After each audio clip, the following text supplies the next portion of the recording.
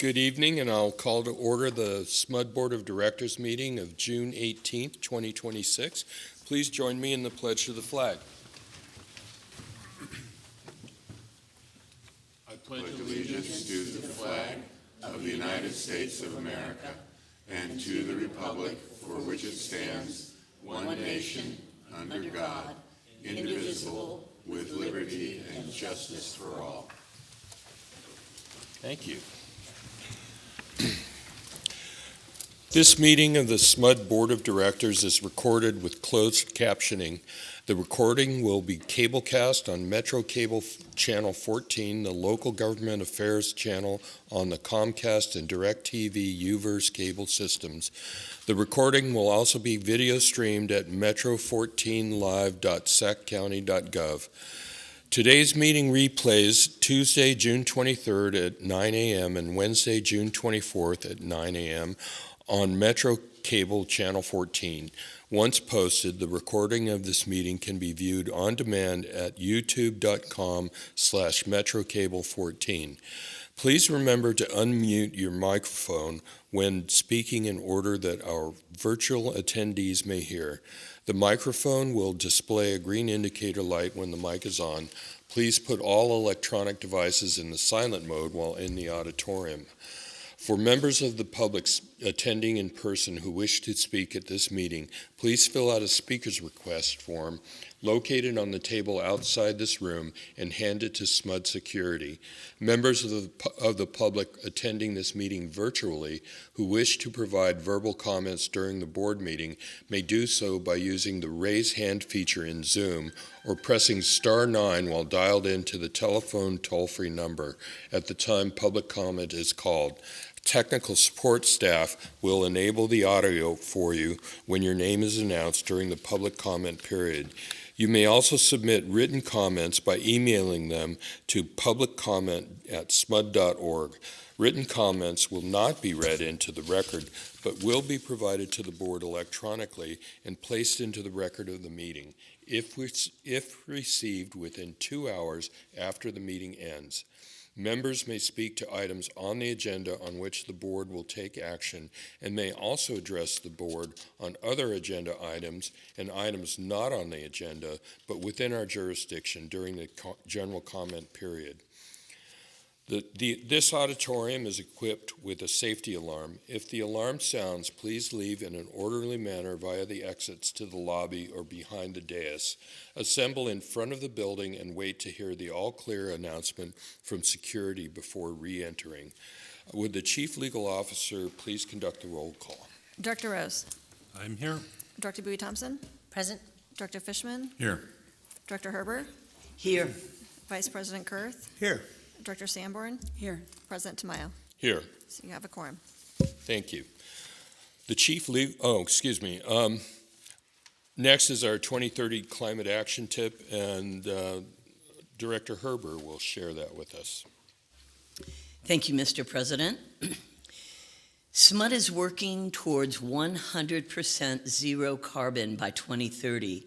There's lots of ways you can help us lead the global clean power city movement. As summer begins, and that means time of day rates are here through September 30th. To save energy and money, you can focus on reducing your energy use from 5 p.m. to 8 p.m. Set your thermostat to 78 degrees or higher, close blinds, and run large appliances like dishwashers and laundry machines in the morning or late evening. Join the charge and visit cleanpowercity.org. Thank you, Director Herber.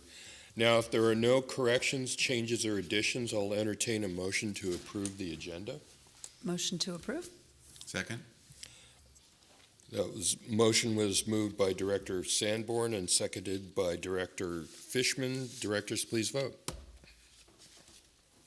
The agenda is approved with all directors voting yes. Now we'll move on to our committee chair reports.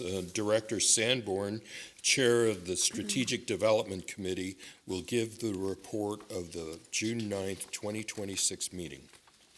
Thank you, President Smayo.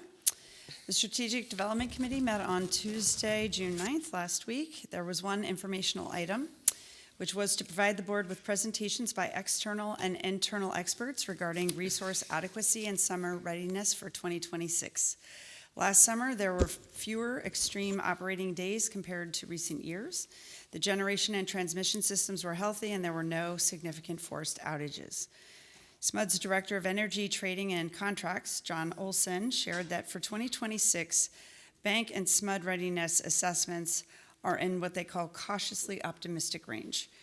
Resource adequacy, pricing, and market energy prices continue to ease year over year.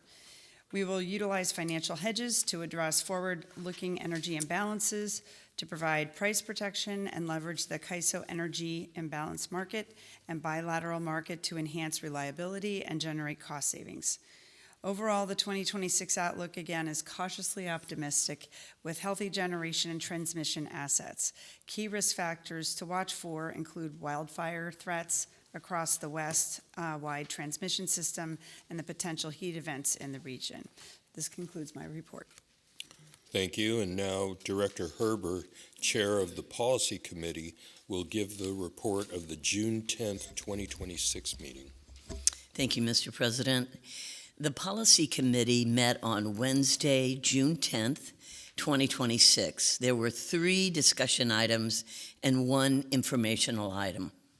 The first discussion item was to discuss the monitoring report for 2025 Strategic Direction SD4, which relates to reliability. SMUD was in compliance for both generation and transmission availability. SMUD's generation and transmission system met customers' energy needs 100% of the time through a combination of SMUD generation and purchased power.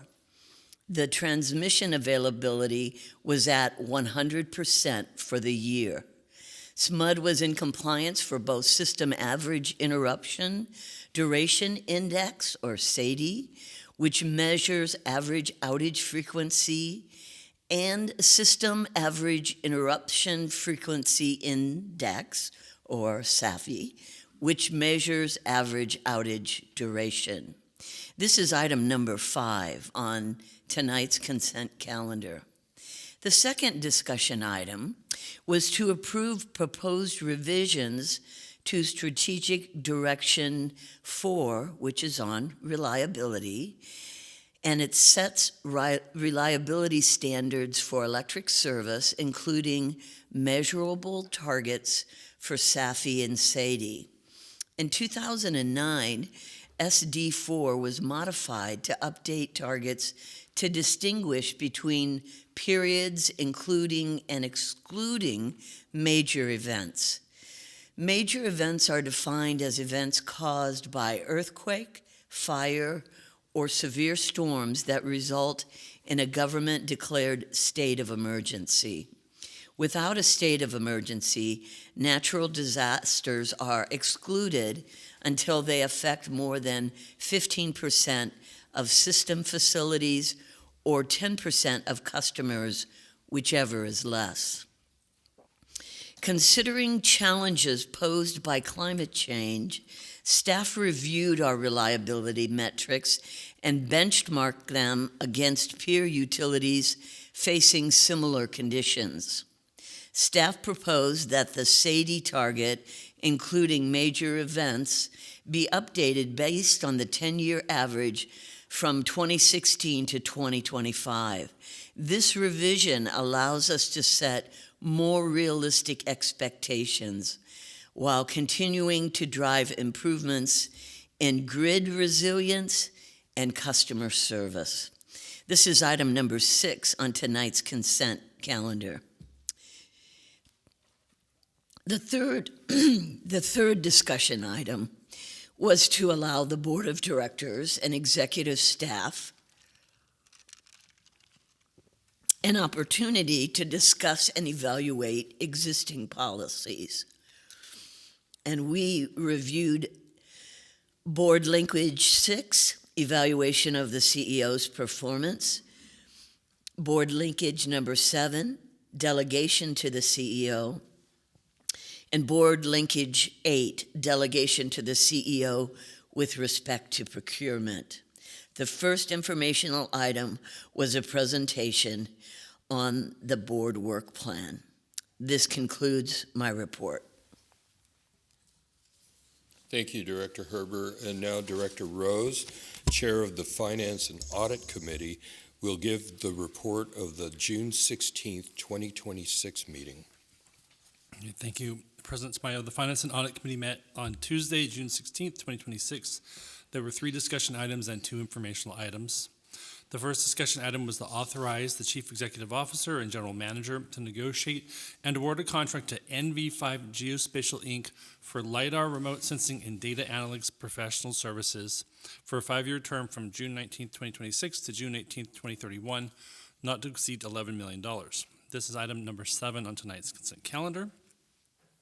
The second discussion item was to authorize the CEO and General Manager to negotiate and award contracts to AECOM Technical Services, Kleinfelder, Geosyntec Consultants, Parsons Transportation Group, and Brown & Caldwell for on-call remediation and environmental services for the 5-year period from July 1st, 2026 to June 30th, 2031, with 1 optional 3-year extension for a total amount not to exceed $35 million across the contracts.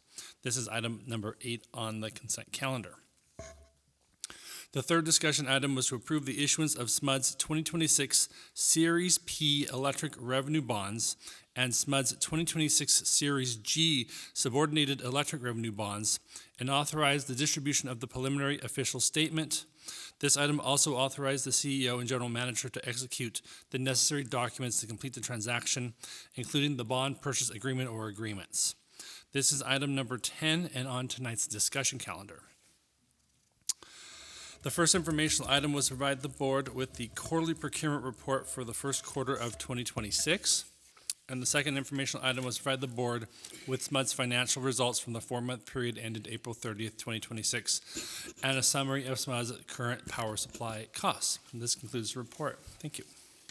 Thank you, Director Rose. And now Director Bowie Thompson, Chair of the Energy Resources and Customer Services Committee, will give the report of the June 17th, 2026 meeting.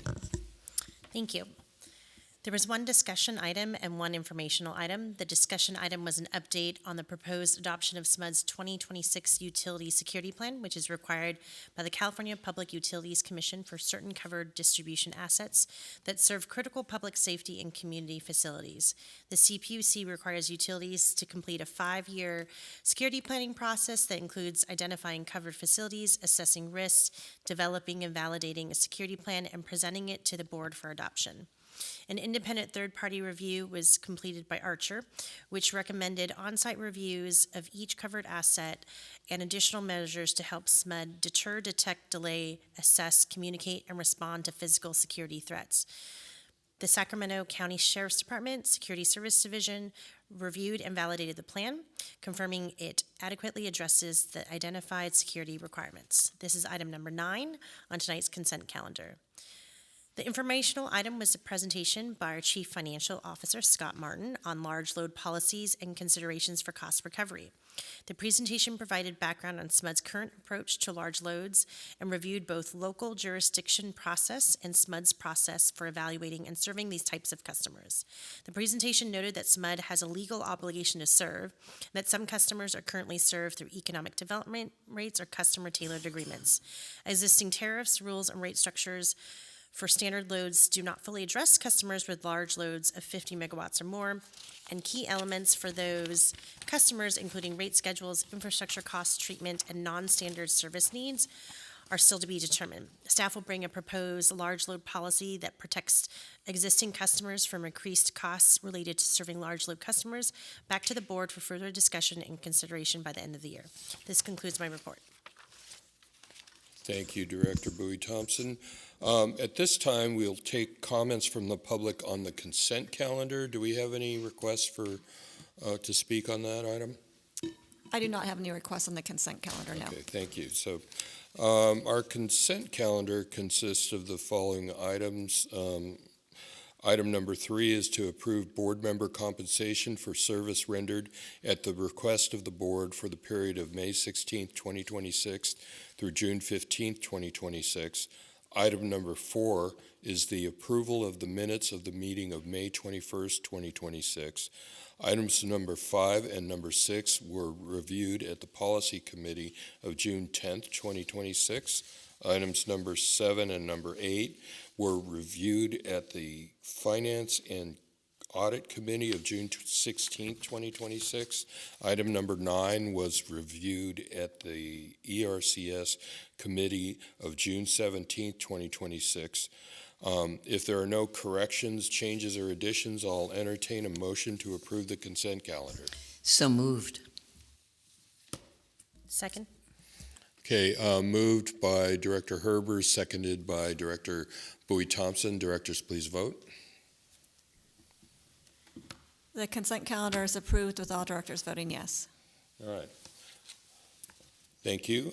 Now we'll move on to our discussion calendar. Item number 10 is to approve the issuance of SMUD 2026 Series P electric revenue bonds and SMUD 2026 Series G subordinated electric revenue bonds, authorize the distribution of the preliminary official statement, and authorize the CEO and general manager to execute documents necessary to complete the transaction or transactions, including the bond purchase agreement or agreements. And our presenter is Jennifer Restivo, Director of Treasury and Revenue Strategy. Take it away, Jennifer. Thank you, President Tamayo, and thank you, board members. I'm here tonight to ask for board approval to issue $250 million in green bonds. So this will fund our capital needs, boost our liquidity, and refund $50 million of green commercial paper that we issued in May. So we'll be issuing $125 million in put bonds and $125 million in long-term fixed-rate bonds. This financing is part of our broader approach to make sure that we have the resources we need to invest in the system, serve our customers reliably, and maintain financial strength over time. So reliable service depends on having enough cash to manage our obligations, and so we manage that liquidity through revenue from our customers, disciplined capital planning, and also accessing the capital markets through issuing debt. So our goal is to maintain at least 150 days cash, which helps us stay financially flexible and prepared for changing conditions. We use both short-term and long-term borrowing as part of our balanced financial strategy. Short-term borrowing gives us the opportunity to get money quickly if we need it, when timing is important, and long-term borrowing allows us to match that repayment of that debt with the long-lived assets that we're borrowing for, which is how customers benefit from them.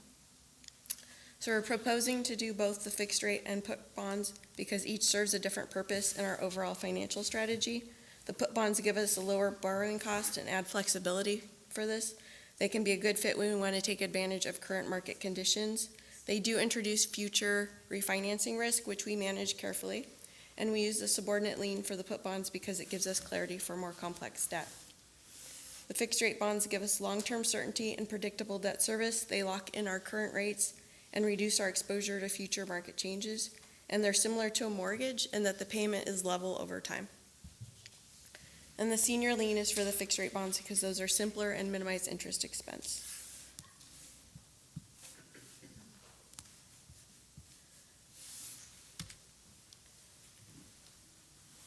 So this issuance is consistent with our financial strategy and our long-term approach to responsible capital planning. So our target remains to fund approximately 60% of our capital through cash from our customers and 40% through borrowing. So we've evaluated the impact of this transaction on our budget. We had assumed $260 million of borrowing. We have budget authorization to do up to $400 million. This transaction will be $250 million. And this will reimburse prior capital spending and gives us some flexibility in the timing in which we do our bond issuances in 2027. So as we always talk about, strong credit ratings are very important when we need to access the credit markets, and we were just taken off of negative watch from Standard & Poor's, which is a very positive sign for SMUD. And our AA rating definitely helps keep our borrowing costs lower and supports our continued access to markets. And maintaining strong credit is really important part of protecting our customer value and keeping our financing costs as low as possible. So I think everyone's aware the market's pretty volatile right now. And so because of that, we want to move forward now to secure the financing before conditions change even more. This will help us lock in those rates. And we're continuing to monitor pricing daily, so we do have some flexibility in the timing of when this transaction will close, and we do the pricing based on that. The good news is total interest cost for this transaction is currently, based on current market conditions, just under 3%, which is really good. And the issuance cost is about $1 million, which is less than we had budgeted. So the board has reviewed and been provided the official statement and related bond documents. There are some amendments in those documents. Those have been approved by all existing bondholders, and they are beneficial to SMUD. And board approval today will help us finalize the resolution and complete the transaction. We know that you want to make sure that local investors have opportunity to invest, and so we're also making this available to local investors. They're called retail investors, so individual investors, not large institutions. Could be SMUD customers, local residents, or anyone with an investment account at a participating firm. And we have several banks working as underwriters, and we have a selling group as well, so that broadens the exposure. And the retail order period will give priority to California investors. And so there was a question on Tuesday night when I did this presentation, Director Herbert asked how we were going to get the word out on this. And so we will be doing an ENN next week, and we will be doing a news release once the documents are posted to Emma. And the underwriters obviously do a lot of outreach because they want to sell all the bonds. So that will be happening next week. And so in summary, this financing really helps us maintain our liquidity, supports our capital program, and manage our borrowing costs responsibly.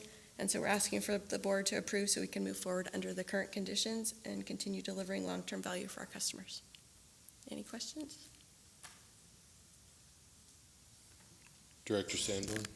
I just want to say thank you again, and just love the green bonds, thrilled that we're doing it again and that the public's going to be able to participate. But I do want to clarify for the public, since you said we had that negative rating removed, it wasn't anything we had done. It was just that we're in a high fire area. Yeah. It surrounds 7. us, but I just want the public to know. We were just kind of lumped in with other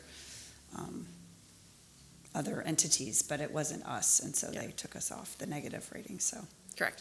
S&P downgraded or put 7 California utilities on negative outlook March of last year in response to the fires. Right. So we finally got off negative. Anything else from the rest of the board members? Do we have anything, any requests from the public? I don't have any cards. No, we do not. Okay. Before we move on to vote, I just wanted to mention because I know we have a number of folks from the public, and this is actually kind of a big thing, but we discussed this pretty thoroughly a couple of days ago. That's sort of our normal thing. We do most of our discussion in committee meetings, so we don't have a lot of discussion here tonight. So that being said, if there's no further discussion, I'll entertain a motion to approve discussion calendar item 10. So moved. I'll second. Okay, that's moved by Director Herber, seconded by Director Sanborn. Directors, please vote. The motion is approved with all directors voting yes. All right. So at this time, we allow the public to comment on items not on the agenda, but within our jurisdiction. And I know that we have several people that have requested to speak. So over the last few days, we've received several written comments from the public related to the proposed Twin Cities solar and battery project, and received several requests to speak on that topic. I'd like to thank you, members of the public, for coming here tonight to share your thoughts, and also those who attended our public scoping meeting last week. The project isn't on tonight's agenda, so we as the board can engage in a discussion of the matter, but I've asked our CEO, Paul Lau, to provide a brief statement about the status of the project and the process for continued public support. And following Paul's comment, you'll have an opportunity to speak. So go ahead, Paul. Thank you so much, President Samayo, and really thank you to the member of the community for being here and sharing your thoughts and concern about the proposed Twin City project with us. Now, we're very early in the development and the ERR process for this project. The scoping meeting was held last week. It's a very early phase of the environmental review process. Now, it's intended to gather public input about the type of environmental impact that can result from projects so we can address them in detail in the ERR report. Now, because we're very early in the development of the process, we don't have answers to everything right now. So we really value the Herald community, and we're committed to working with you through an open and transparent process.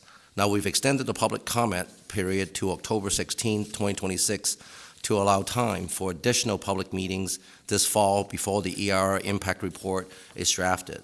Now, our staff has reached out to those who attended last week's meeting to let them know about the additional public meetings this fall, the extension to the public comment periods, and provide links to the project information and resources on our website.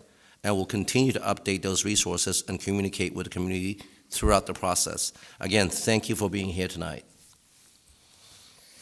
All right, so I'm going to, as I call you up, please come to the podium and state your name for the record.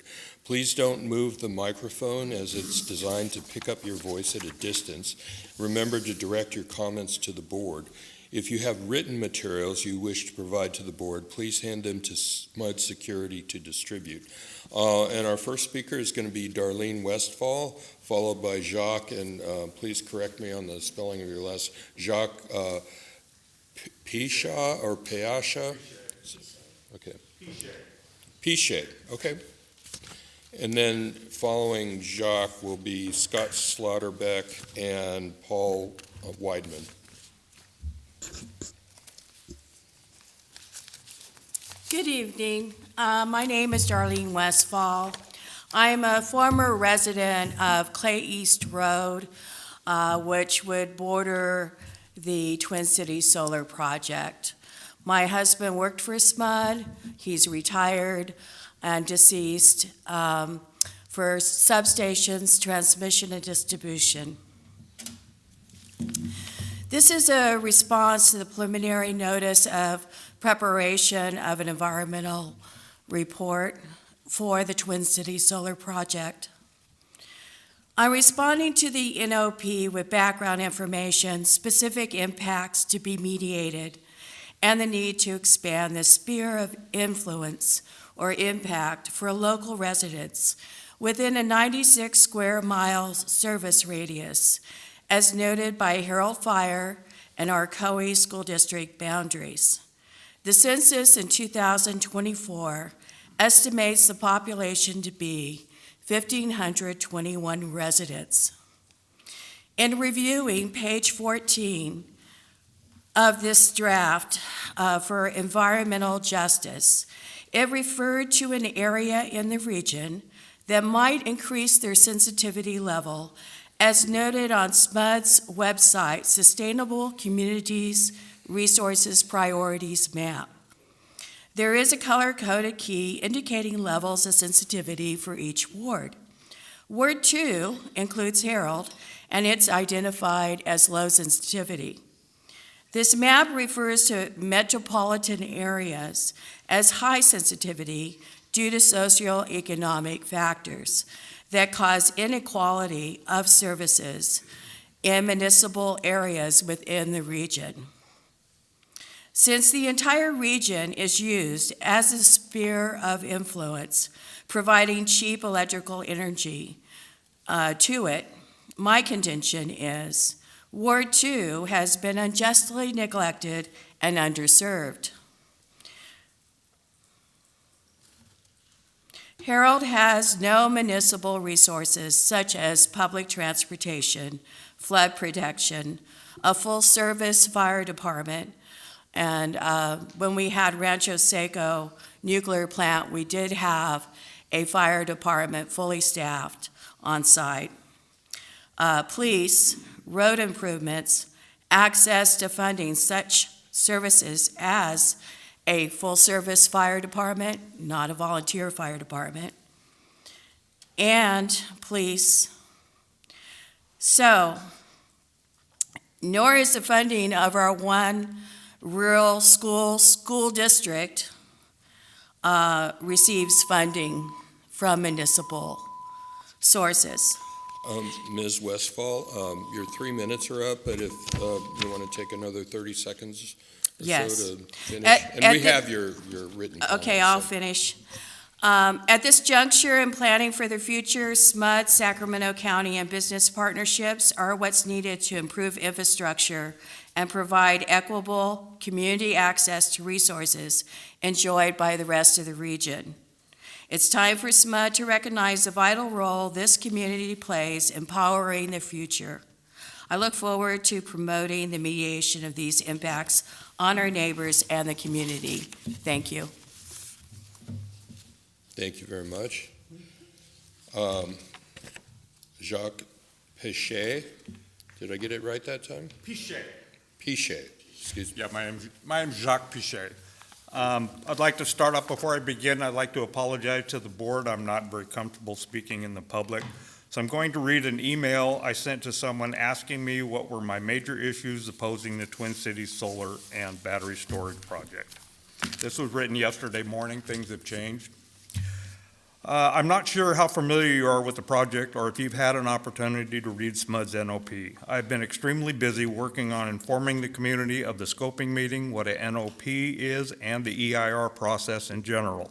SMUD had only notified people living within 1,000 feet, granted per CEQA, about 25 people of the intended scoping meeting, not the hundreds of people living along and south of Clay East Road that are now outraged. The whole proposal and process so far has been a life-changing train wreck for this area. It started by being blindsided with the NOP and less than 2 weeks' notice of the scoping meeting. This meeting was a farce. SMUD had no verbal presentation prepared, only cardboard explanations, and no intention of allowing public comments. They requested we speak one-on-one with the representatives.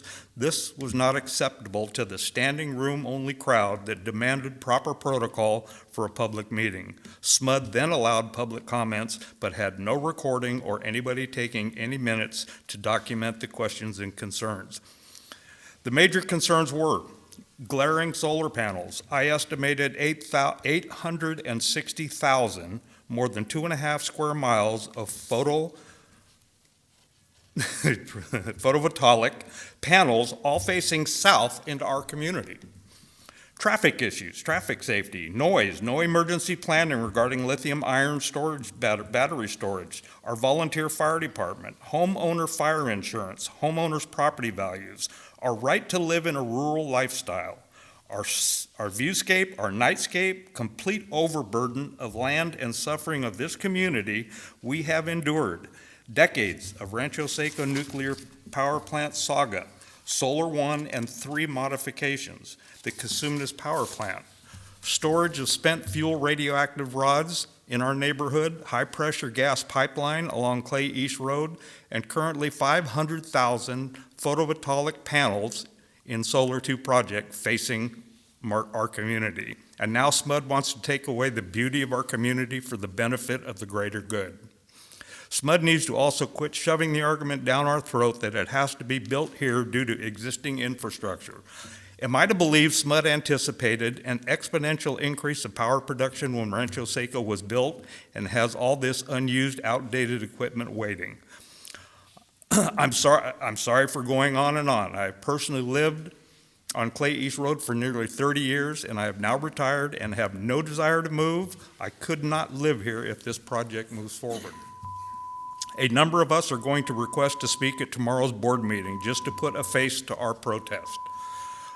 I am almost done. We are also diligently writing responses to the NOP, hoping to get an answer on alternative sites. None were given at the scoping meeting. And address all the concerns in the draft EIR. We have until June 26th Once again, I'm sorry for the lengthy narrative, but it truly is a life-changing event. Any advice or comments would be greatly appreciated. Thank you. Thank you, sir. All right, our next speaker is Scott Slaughterbeck.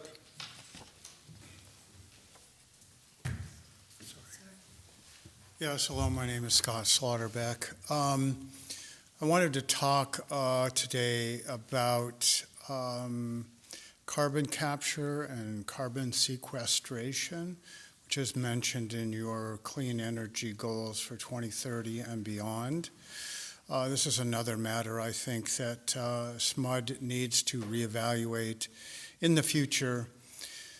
As we all know, the level of carbon dioxide in the atmosphere has led to climate change, and this is an admirable goal for SMUD to engage in lowering the amount of carbon that the district emits into the atmosphere.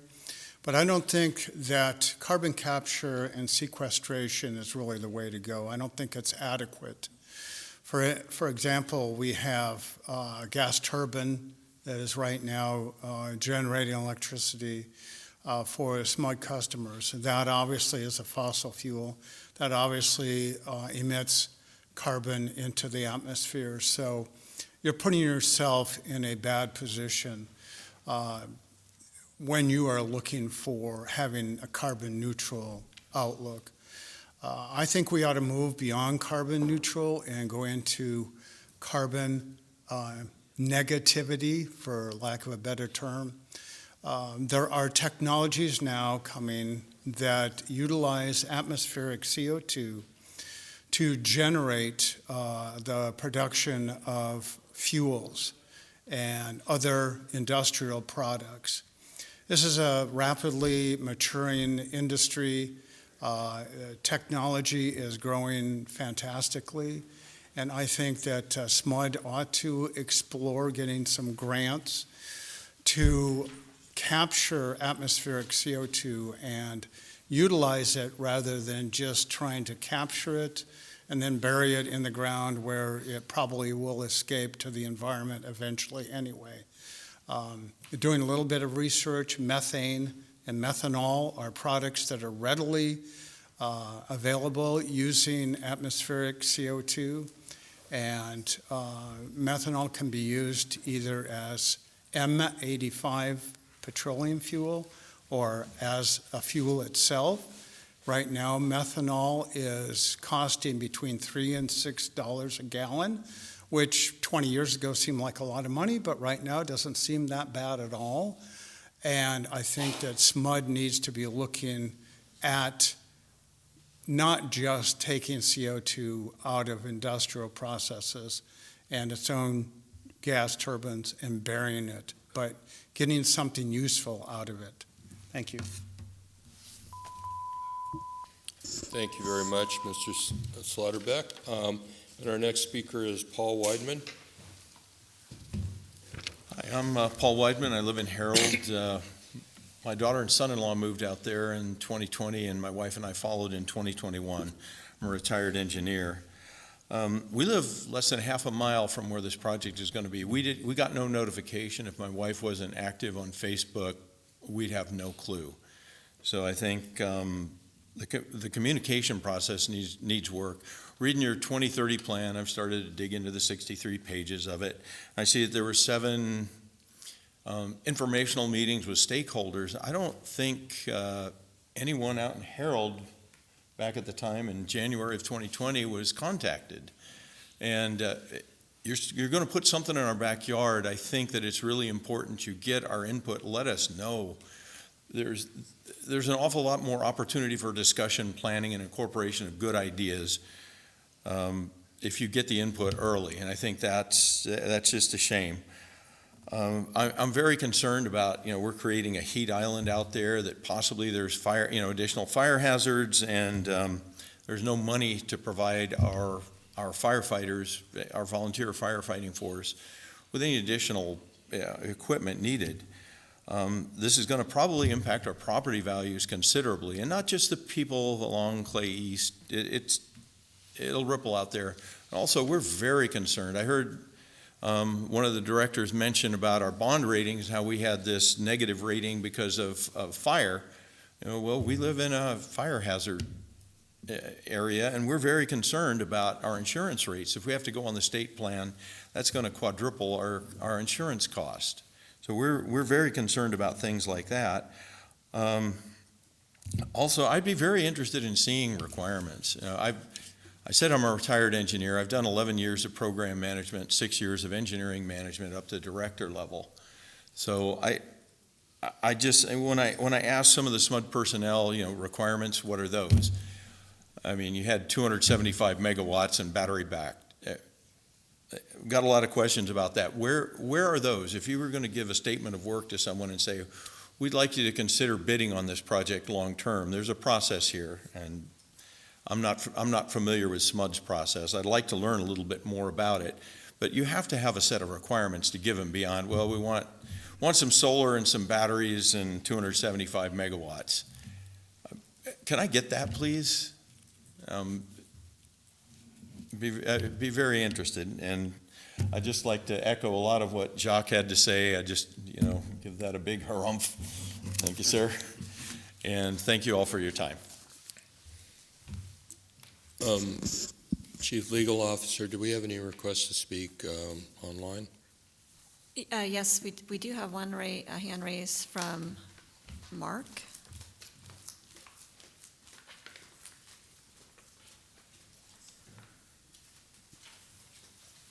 Good evening, SMUD Board. This is Mark Graham. Can you hear me? Yes. Excellent. Well, thank you for the opportunity to speak. I didn't really know anything about this solar project until I heard about it just now in the public comments, but and I don't know about the ins and outs of the project, but it really sounds like SMUD has fallen short in the public outreach process, both the notice to the community and that scoping meeting where at first you weren't even going to allow any public comments because you told the attendees to speak one-on-one with SMUD staff, and then you finally allowed public comments but didn't record it. You can do better, and you know it, and please do. All right, I want to talk to you about H.R. 2289, the American Broadband Deployment Act of 2025. I sent you an email about this on Wednesday, June 10th, and hopefully you each received it.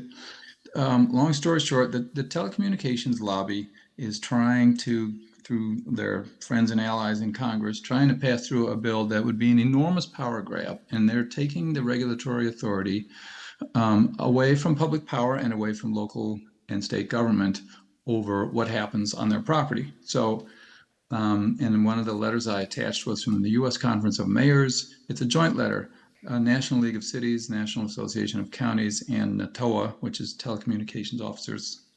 Anyway, and I hope you read it. They're strongly opposed. So I asked SMUD to oppose this legislation. Now, Ms. Lewis replied, your counsel and legislative affairs director, and the gist of her reply was, well, thank you for this, bringing this up to our attention. We've been monitoring this bill, and we share the goal of having broadband for everybody. And what Ms. Lewis said is that there was an exemption that was written into the bill for public power. All right. Two things about that. I looked for that exemption. It's supposedly in section 102, and I could not find it. And so I would ask the board, please, to follow up on this. Probably Ms. Lewis is going to follow up on this anyway, but she's got her hands full, and we just had this discussion by email in the last couple of days. I don't think that there's been an exemption added to this bill, and as such, here's what it would do. SMUD and all of its employees, you wouldn't be working for the telecommunications companies, but you'd be working under them. And if they wanted to stick a cell antenna on your poles and your equipment, they could do it. They could give you a short arbitrary time to review their application, even if it wasn't enough time because they submitted 40 applications on the same day. It would be deemed approved if you couldn't finish reviewing it in the adequate amount of time. And as Ms. Lewis noted, that could create safety hazards. All right, the second proposal is just too long to get into, but I think that there should be times when you oppose legislation because it's detrimental to local government, even if it's not directly detrimental to SMUD, and I'm recommending that you adopt a new strategic direction to accomplish that. Thank you very much. Thank you, Mr. Graham. Our next speaker will be Paula Selby. And before you start, I just wanted to just mention to Mr. Graham that we've had a long-standing opposition to taking control of our lines and just ceding authority to put telecommunications facilities on our facilities and just bypassing all our safety reviews. So it's a long-standing policy, and it's actually very consistent with what you're asking for. But thank you very much. Thank you for your patience, Ms. My name is Paula Selby, and I've been a resident of the Harold-Wilton area for about 23 years. In fact, I had Mr. Pichet's kids in my class because I worked at our COE school, so I understand our community. And I just want to put a human face on this for you, because you guys sit there in your chairs, and I don't even know if you've ever even been out to our community. Have you taken a drive down Twin Cities Road? Have you driven our streets, well, the potholes out there, to understand our community? Because this is going to have a huge impact on us. I can tell you, if you had attended that meeting last week, that nobody wants this out there. And it seems like this project just is like moving along. And I know there's an environmental impact review and there's all these things. And to me, that's out there. Because what you need to understand is how you're impacting individual lives. And you know what? Sometimes the greater good, that's not worth it to us. We've invested a lot of money in our homes out there, in our way of life out there, and you're going to plop this solar project out there and pretty much destroy that for us. And the affordability for fire insurance. And how our kids grow up in our area out there. And I just feel like you don't really get it. I'm just watching this project march on down the road, and it's like, well, have you guys... They didn't want our feedback last week. And in spite of our feedback, it just feels like, well, this is going to happen. I mean, a carbon neutral goal for 2030 is admirable, but you're balancing it on the backs of the residents of Harold. It's going to power 70,000 homes. Well, and that energy goes into the grid. What percentage of homes is that by that solar farm out there? It's probably 0.00 something for the state of California, and you're balancing on the backs of people's property values, their way of life, our roads, our insurance. If you would hear the voices of our community, you would know that this is not a good thing for us, for our community out there. This is heartbreaking for us. And I listen to everybody here, and it's like, well, but we need this power, and we need to be carbon neutral, and we need to do all this. But you're balancing on the backs of the residents of Harold, on us, on our children, on some of us who have our grandchildren living on our properties out there. It's going to affect all of us. And you know what? Those people who get that power, they don't know what the cost is to those of us living in the community of Harold. And I would like you to think about something. If your home was within 1,000 feet of this project, how would you feel? Because I guarantee you wouldn't be able to sit back there and go, oh yeah, but this is a really great thing for the state of California. No, you'd be on this side saying, we don't want this in our community. Ms. Selby, just hope that you hear us. Thank you. Thank you for your comments. I just wanted to reiterate that, as our CEO mentioned, we're just at the very beginning of the process to gather information, such as you shared with us tonight, to consider and how this might move forward. So very early in the process, we've extended the time for commenting on it and for gathering information about the impacts of this project. So, but thank you very much for taking the time to come here and to share your information and your thoughts and your perspective.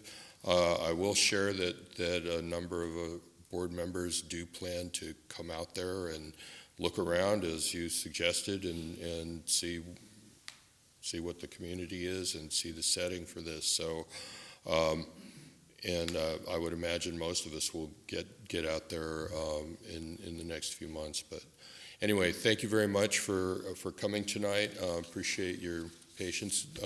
Did you have something?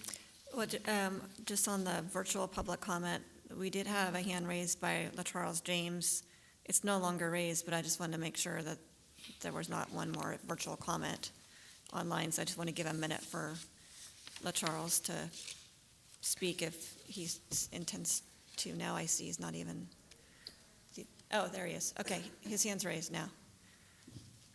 Hello, everybody. My name is LaCharles James. I'm the president of the Herald Fire Prevention Council. I noticed the reason why I took my hand down is that the comment I had was a comment about something you had on the agenda regarding LIDAR. We had been looking for a LIDAR study of Herald for a long time, and I just saw it on your agenda, and I wanted to ask you, would it be possible to include Herald on that LIDAR study? The reason why I'm asking is that we only have old maps of fuel zones, and we'd really like to know where the excess fuel is other than what we can see from the road and old maps.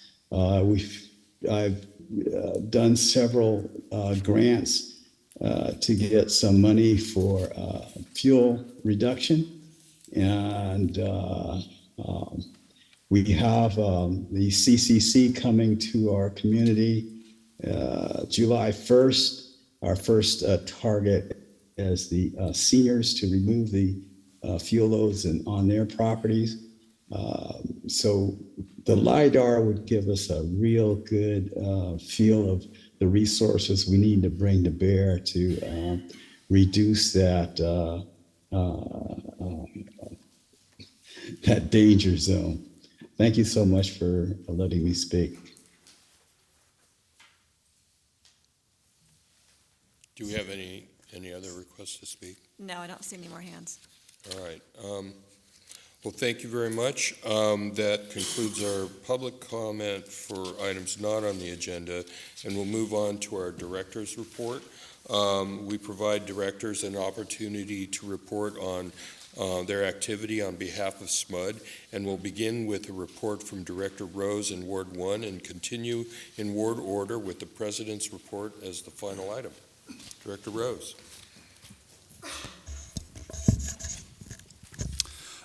Thank you, President Tamayo. Let me run through a few things. I do want to thank everybody for coming out tonight and sharing your thoughts with us, even though you said it's not on the agenda, so we won't discuss this in detail. A couple of really sort of interesting events. We had the Orangeville Fair Oaks Community Foundation and the Day of Service. So we went out there to the Orangeville Community Center and we planted a bunch of trees with the SMUD staff, and we laid an enormous quantity of mulch all over the community center. So that was a lot of fun. I want to thank the staff for coming out and volunteering their Saturday for that. I had an opportunity to get to SMUD for our MERG, our Military Employees Resource Group, and their Memorial Day presentation. Some of our veterans had some very touching and moving words about their experiences. And I wanted to thank them for sharing those stories. They were intense, but I think they're very important to make sure that those stories are told. So thank you for that. And other things like that, stopped by the elected officials reception for the Slavic Chamber of Commerce as well. I also got to the Telugu Association of Greater Sacramento. We had the full SMUD crew, a couple dozen people, come out with all of our different programs and talking about rebates and ways people can save money. It was a lovely evening. And then the other thing I was able to get out to in the last month or so was the Connectus Economic Development Summit. This has grown out of our Business Advisory Council over the years.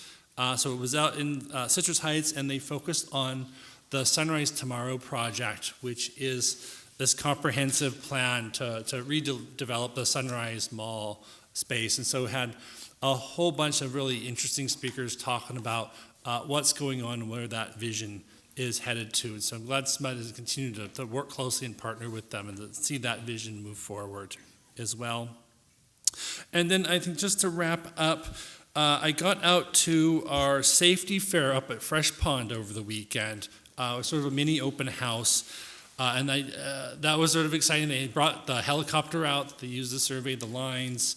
Got to see the machine shop and talk with some of our staff. Got a full review of some of the telecom services. And I said, we see these in the budget. We read them in the operations report, but it's fun to actually come out and see and talk to the actual staff working on this stuff day to day. And so with that is my report. I'll turn it over. Thank you. Thank you. I spoke at several Galt city events. I had the opportunity to introduce the mayor at the State of the City luncheon. I also attended their Galt Chamber of Commerce Awards night to see some great local leaders in the community. Galt is a very active yet mighty, it's a small community, but they have a lot of very active business leaders, so it was nice to see them get recognized for all their hard work, making Galt the great place that it is. I also had the opportunity to attend the Los Rios College Foundation to say goodbye and thank you to Brian, who's been a long leader, I think over 20 years there in the district. So it was good to see his many years of service to Los Rios and our community. And then last, many of us attended the SMUD Recognition Gala. It's one of my favorite events of the year. I try to go to most of the tables around to say thank you. It's amazing to see people that have the range of 5 years to 44 years as our CEO, and still the excitement is there till the very end. So thank you to all our employees who make this organization as great as it is. I think it's my turn. I also wanted to address the people who have come to address the board tonight. Thank you. It's not easy. It's not close to where you live. We appreciate your comments. You're early in the process. I have been out in your community. I grew up in a rural area, not very different from where you are. So I think I get it a little bit. And just thank you for coming. A couple of events that I've been at recently.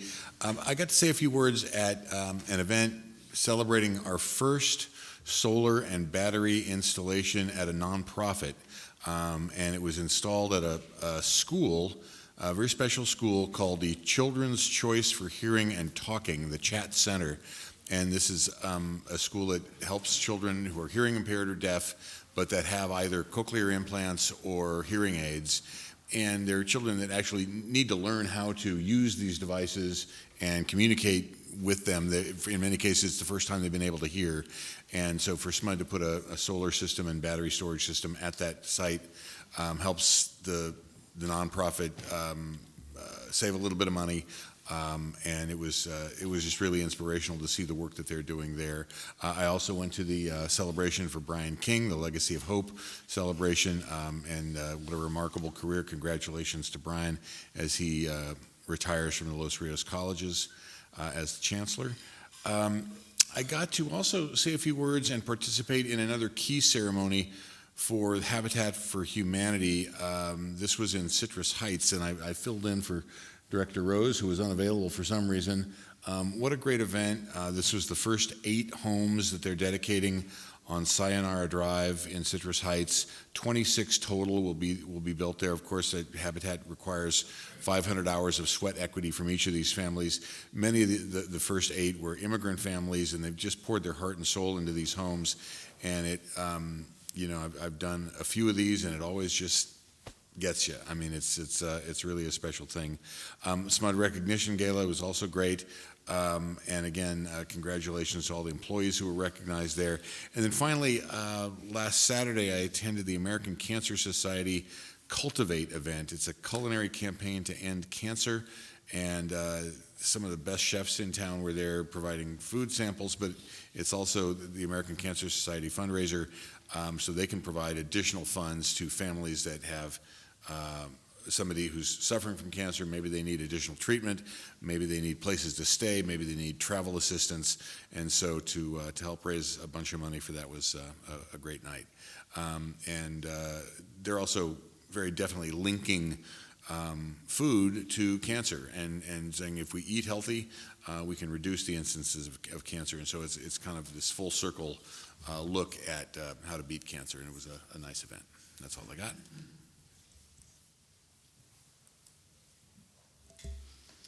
Okay, I think I'm next. Several things. One is we had a really great SMUD recognition gala. I loved going from table to table and seeing old friends who are now old as me and they're retiring. You know, it's just, it just blows me away. We also had great entertainment, and it's very inspiring to see the folks who are retiring in their years at SMUD, and you know, the executives up on the stage who know them so well. It really makes you feel good about the fact that SMUD cares about its employees, and SMUD employees love to work here. Also had the opportunity to be the Grand Marshal at the Sacramento LGBTQ Center's Pride March, and that was amazing. There were so many people there, and I got to ride in this cute little white convertible, which even was a boat. You could drive it into the water. So the car got a lot of attention, let me tell you. People were asking all about it, and I just want to thank David Heitzman for the opportunity to be the Grand Marshal. Also attended a workshop with the American Leadership Forum on artificial intelligence. And it was really interesting. Two experts there giving the presentation asked all of us, you know, how many of you out there believe that AI is going to destroy the world? And give us a percentage, you know, 100%, you think it, 50, whatever. And most of the people who attended the workshop thought that it'd be 50% or more. And our instructors then proceeded to talk about AI and give us more insight. And they both believe that, you know, it's less than 10% that AI is going to destroy the world. So it just opened my eyes to the fact that, you know, these tools are available to help all of us be smarter. There do need to be controls on AI, but I'm much more excited about what it might be able to do for us in the future. Also went to the Earth Day art competition reception, where a lot of young people, they drew pictures to celebrate the Earth and to conserve energy, and it was just inspiring, you know, young people who care about our planet and who want to make a difference. It was just very touching.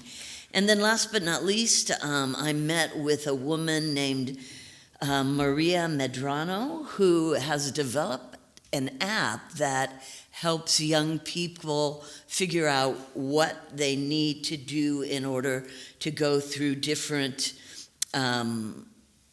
schooling programs. And she is very excited about this and is starting to use it in different places.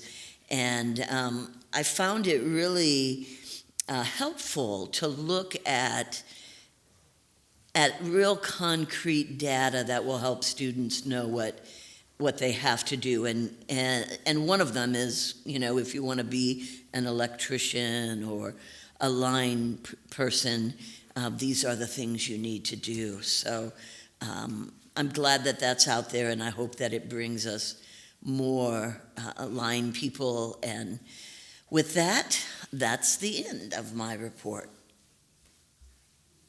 Thanks. I'm up next, Rob Kurth from Ward 5. And I just have one event I would like to talk about. It was a very busy month, but there's just one key event which I look forward to every year. And I want to encourage people to pay attention to this, and that is the State Fair. I was able to join the multiple chambers of commerce who have a State Fair preview day to hear all the great things that are going on. They're, of course, always making changes, and I believe we have a SMUD day at the State Fair almost every year. I haven't seen it on the calendar yet, but I assume it's there too. And so if the event with the chambers is any indication, they had to turn people away from the door because they had too many folks attending. So look forward to the State Fair again this year. And with that, thanks. Thank you. I do want to start off by thanking the people of Harold that came and spoke today, and I will be going down to see the site for myself, and I do appreciate all your comments, and just because I'm going to talk about things that are joyful, I know that I felt your stress, so I just want you to know that. And then to Director Herbert, if there's a 10% chance that AI is going to take over the world, I'm now more concerned than ever. I don't know what happened there, but now that's, I'll have to talk to you about that later. But so the Kiwanis Club of Carmichael, I was excited to go to the Taste of Carmichael. We have a wonderful center called the Milagro Center, and we have just this amazing group of food. It's like a food court in a building, and it's just beautiful. If you haven't been there, it's at the corner of El Camino and Fair Oaks. And they had sampling of food from there and other places in Carmichael. But I just want to thank if you haven't been to GB Gelato, the gentleman is actually from Europe, and he hand makes this gelato that's sourced from local farmers, and it's absolutely incredible, different flavors. Apricot was my favorite. Rayleigh's, I Love Pie, Saratella's, River City Brewing, Taiko Sushi. It's incredible if you get to go and enjoy it. The Rechargery, I did go to see the Rechargery, a brand new charging center. It's called Iona, and it's right at 7775 Stockton Boulevard, right off of Highway 5. They're all level 3 chargers, and I've been saying for years we need to make charging just like it is for fueling a car with gas. It has to be convenient. There have to be restrooms. There have to be amenities. We have to make it nice for people and feel.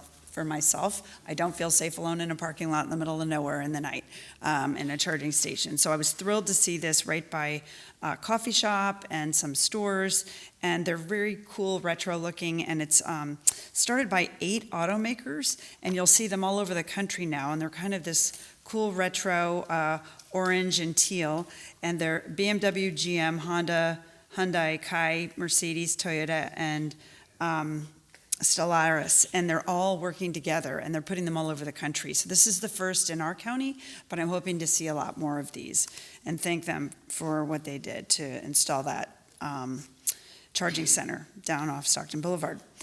And then I went to 916 Inc., their annual extravaganza fundraiser. I did not know what they were. It's a wonderful organization, a nonprofit that actually teaches kids how to read and uses creative writing to teach them how their reading skills and get them better at their literacy. And so it was a wonderful event, and it's an art-based group, and I just loved what they did. And then I did go to Verde Exchange in Los Angeles, and I was there all day on the 1st of June, and we had energy commissioners. The chair, David Hochschild, was there. Siva Gunda, the vice chair, was there.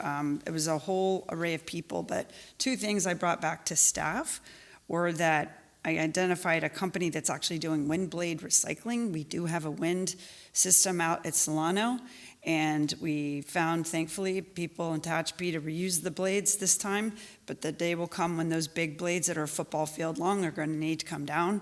And now there's a new company out of Canada that has figured out how to take that fiberglass and break it down and make it into new building materials. So I've passed that on to staff, and it's very exciting to see those innovations. And I also passed on a company also out of Canada that's taking waste aluminum that's too contaminated to make it into clean aluminum cans or other products, and they can make power out of it. And I am not an engineer, so I will not venture to explain how they do it, but I have passed it on to our R&D staff, who hopefully can look into that. So lots of neat innovations going on out there. And I did also attend the North State Building Industry Association reception, which was wonderful to meet with our builders, and I want to thank them for their homemade program, a nonprofit where they actually go out and do home projects for free, and they support the Children's Receiving Home, which I'm on the board of. They're actually going to help us put in new kitchens into the dorms.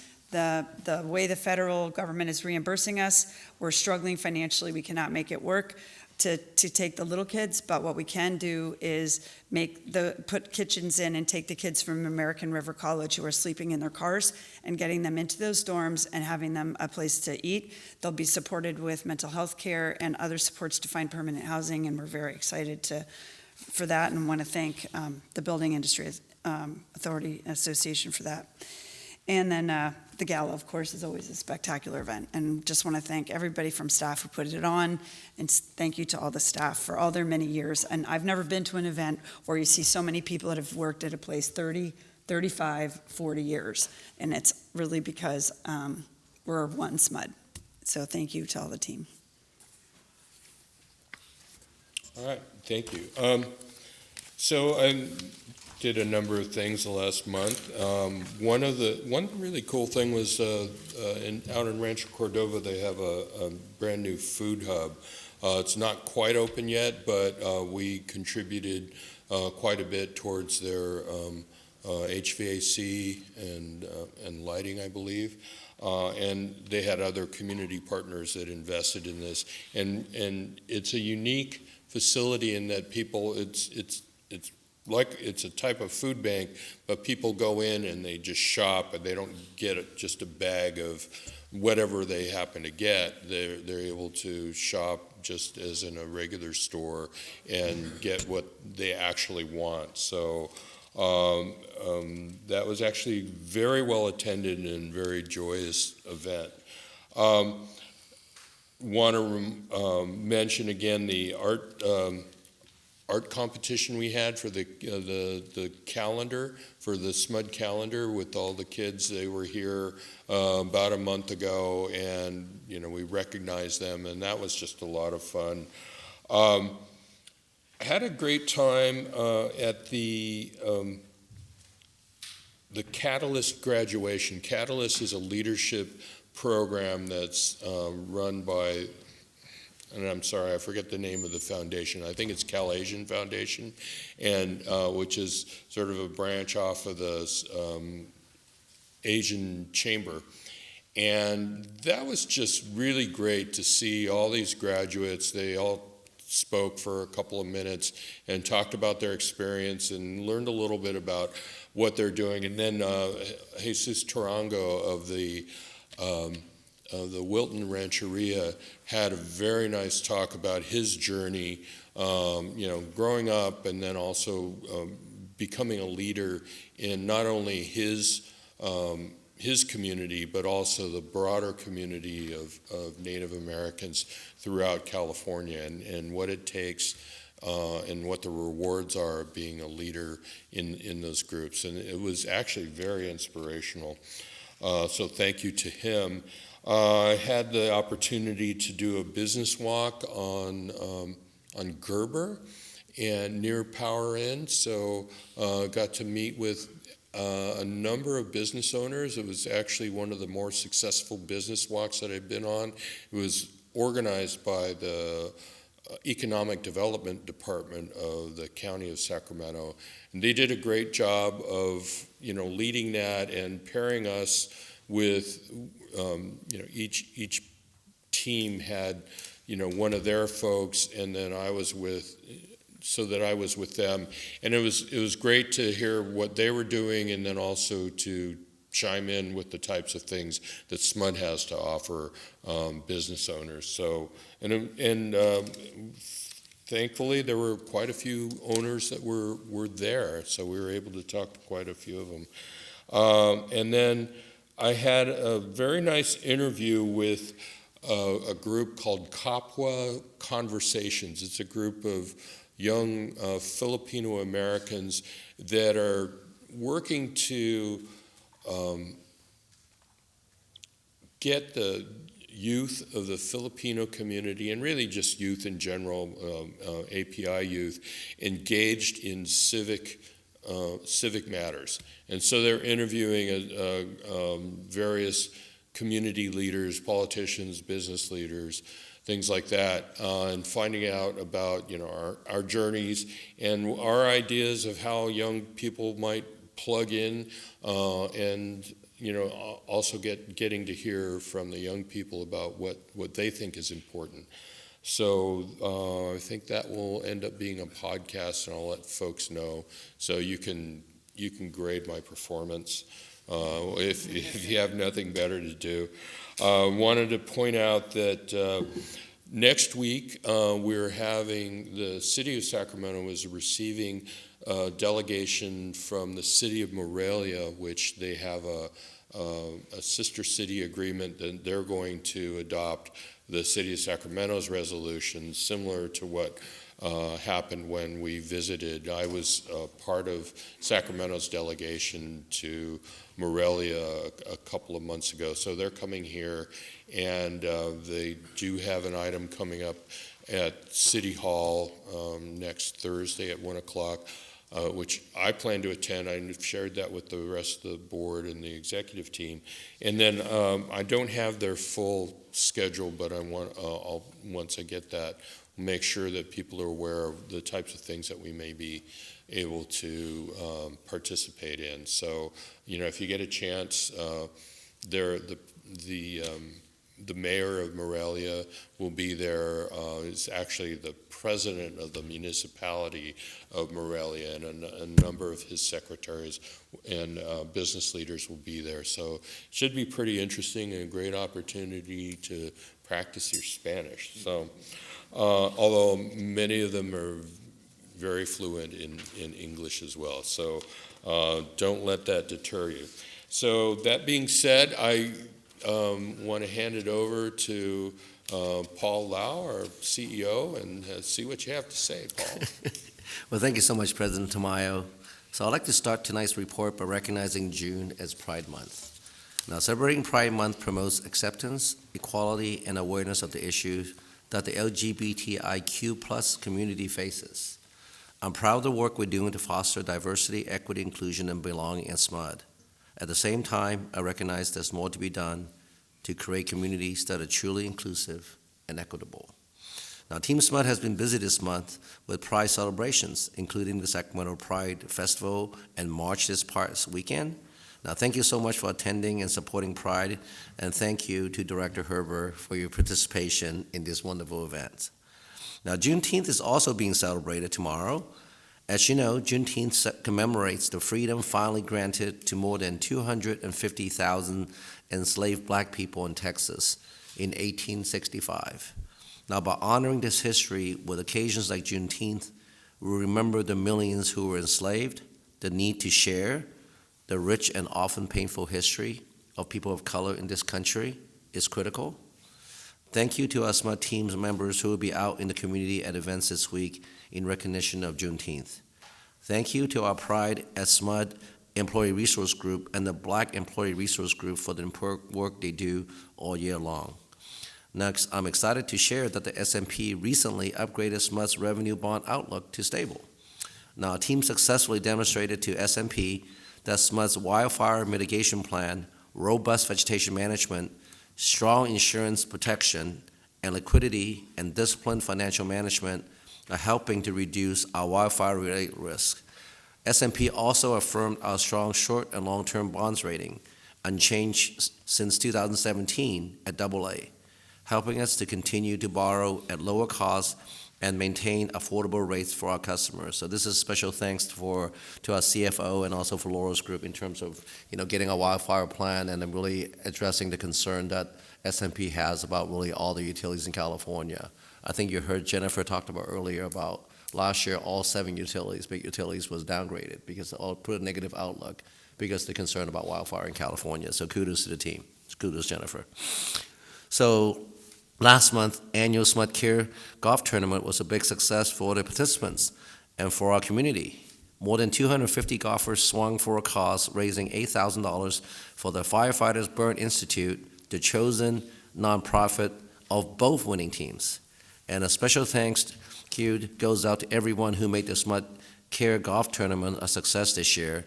And a special thanks to Director Bowie Thompson for attending and your ongoing support of SMUD Care. And in rare form, Director Bowie Thompson did not win the women's long drive this year. She have a new competitor now, in Director Kirsten. Now, as for awards, congratulations to our safety coordinator, Dwayne Chappelle, on being named as one of 3 recipients nationwide to receive the 2026 Safety and Action Icon Award from DECRA. DECRA is a global organization offering workplace safety solutions and services. Dwayne, including the work of our SCORCH program, which stands for Safety, Conducted Observation, Reduce Common Hazards, were honored for a dedicated commitment to driving behavioral-based safety awareness at work and at home. And again, I really want to say a big thank you for our staff for really driving down for the last decade 90% of the injuries that we see at work. So special kudos to COO Frankie McDermott, which I know has a huge part to play in really keeping our employees and also the community safe every day. So thank you. And finally, to like videos give a behind-the-scene look at the work of our high-voltage testing team. This team plays a critical role in keeping our crews and our community safe every day. You get a look inside the lab where the team rigorously tests every piece of insulated equipment and a variety of equipment we rely on in the field. They certify that the equipment is ready for safe operations before it's put in use. Now, very few utilities perform this work in-house, and the skill and dedication of a team allows SMUD to maintain our high safety standards and reliability for our customers. Now, this video will run on our social media channels, and I want to thank the team as well as our communication staff who helped produce this video for showcasing the craftsmanship, precision, and pride that goes into this essential work. And before I conclude, before I look at let's go ahead and look at the video. As someone who works on SMUD's social media team, I get to see our field crews in action all the time. But that has me thinking, who are the employees who make sure our equipment is safe and reliable? And instead of telling you about them, I say we go on a field trip. Today we're over at the East Campus. As I walk by all these tools, I start to hear this weird sound. But before we investigate that, let me introduce you to someone. Hi, come on in. I'm Andrew Thomason, the Senior High Voltage Test Tech here at SMUD. This is our High Voltage Test Lab, and meet our team. Let me introduce you to the one and only Ashley. Our field crews use a lot of gloves. Ashley examines every glove in detail, because even the smallest hole could be a big issue. I'm learning quick that this team is very hands-on, and they want to make sure I get my hands dirty. After we check the gloves for punctures, it's time to electrocute them because they test them for everything. And while the gloves get tested, crews come in and out to hand in equipment that need to be tested. While Ashley helps him, let me introduce you to the super cool Adam. Today, Adam has a big task. He's changing the heads on all these C-clamps. And there's a lot. These C-clamps are extremely important. They make sure that all electricity is grounded while the crews work. Every clamp is individually tested. With Adam's hands being full, let's head on over to meet the awesome Josh. Josh is working on the grip ball clamp sticks, also known as a shotgun. Smooth. These super cool tools allow our crews to pick up anything. That includes live wires. Josh cleans and also electrifies them. He also suggests that I give it a go. And as much as I make this look super easy, I can assure you, it is not. Before I embarrass myself even more, let's head on over to the substation room. This is where we get to meet the guy with the super cool entrance. That would be Elliot. He's here to make sure that our equipment is ready to go out in the field, from large transformers for businesses to small ones you might see in your neighborhood. He does the testing to make sure equipment can withstand the most extreme conditions. Since Elliot has his hands full, earlier I did mention we would investigate that noise and show me why they're really called high voltage. This small but mighty team works so hard to make sure that our crews are safe out in the field. And when I was interviewing Josh, he said something that I think would be the best closer for this video. Most of us that work in here have been out in the field, and we've had to use this equipment on live lines. So we know the importance of making sure that everything is in tip-top shape. I mean, we have friends and family out there we care about, and we try really hard to make sure that everything leaves here in the best condition possible.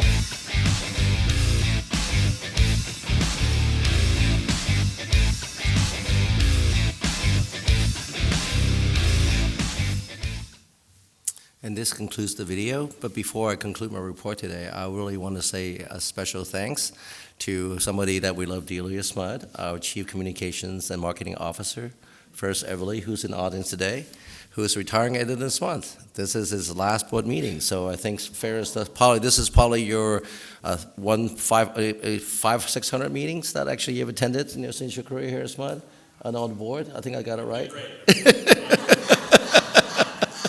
I just want to say thank you. I think Ferris has been an absolute pleasure to work with, and he really is a big drive, in terms of making SMUD, giving us a reputation locally, national, statewide, and also nationally. And he is also really, for those of you who don't know, he is really was the initial concept that we need to have a board video once a month.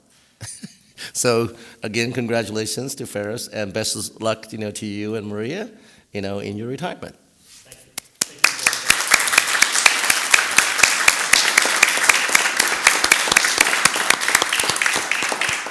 And that concludes my report, and back to you, President Tamayo. Yeah, thank you. And I did give Ferris fair warning that we were going to expect him to sing at this meeting. So you've got 3 minutes up at the mic there, Ferris, so don't disappoint us.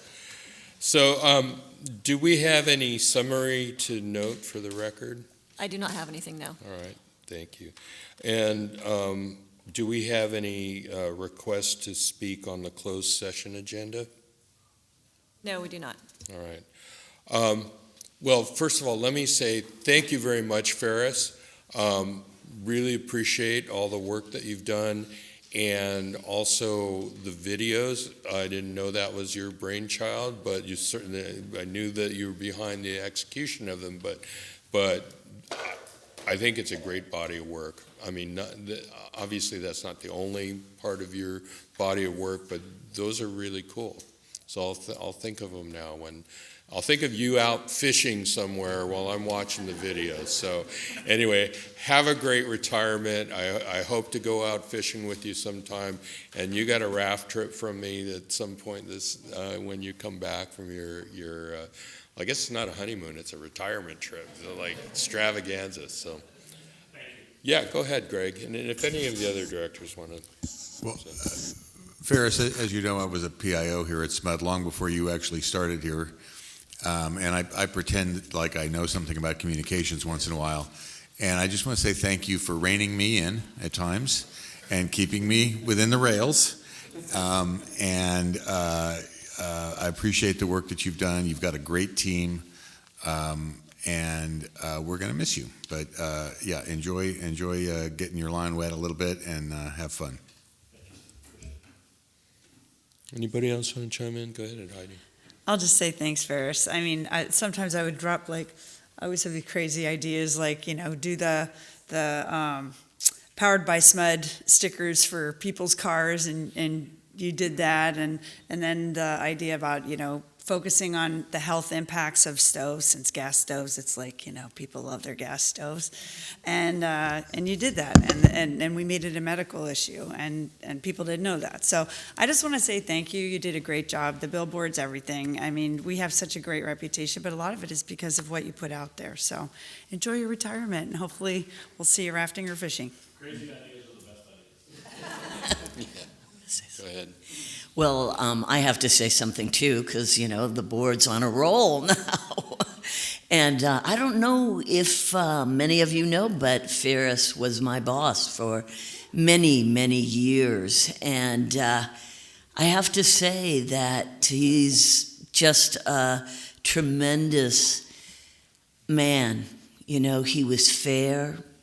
Not a whole lot of people can control me, and he did a good job.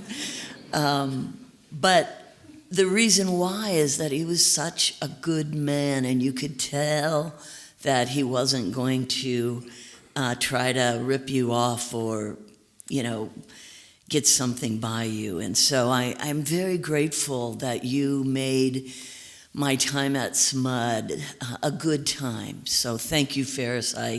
I'm really sad that you're leaving, but I know you and Maria deserve this time together. So my heart goes out to you, my friend. Well, now I'm going to insist that we have lunch so that I can learn how to control Rosanna. So, anybody on this? Go ahead, Rob. That might take dinner.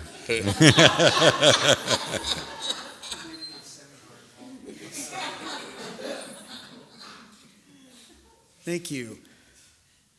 So Ferris, thanks for keeping us on message all these years and for being able to reach out to people and explain SMUD in a way that's understandable. It's not easy what we do here, and so much of it gets taken for granted. And we kind of like being taken for granted, just the lights on, the rates low, and always dependable. But there's nothing simple in any of that, and explaining it to folks is hard. So thank you. And just to confirm, I did send out a message to all my fish friends that they need to lay low because Ferris has got some extra time on his hands now. Thanks so much.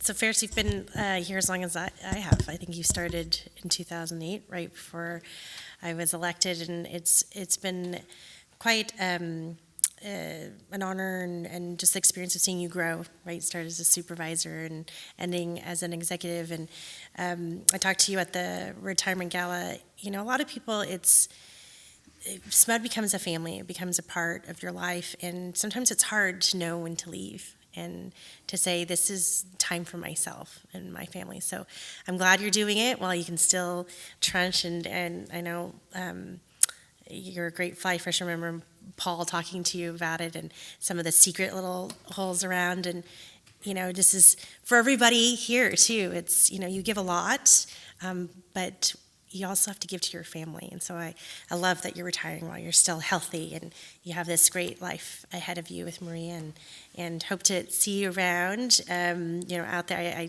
I love the trout derby. It's not quite your speed, but thank you for years of service, and excited for you and all the great free time that you'll fill up with all your things. I'll just be brief, but thank you, Ferris. I know that the truck is gassed up and you're ready to hit the road, so have a wonderful retirement.